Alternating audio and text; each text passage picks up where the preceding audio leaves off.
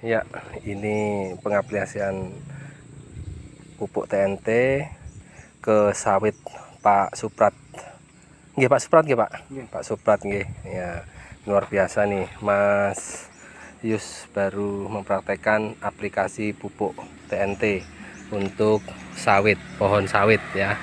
Dan ini pohon pertama dan yang ini pohon yang kedua. Oke, nanti kita lihat hasil.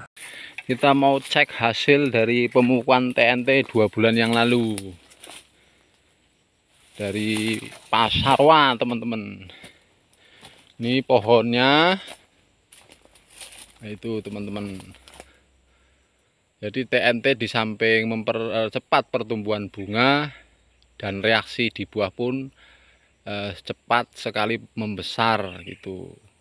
Nah gitu, seperti itu. Jadi buahnya memang posisi nanti akan tersusun seperti ini, teman-teman.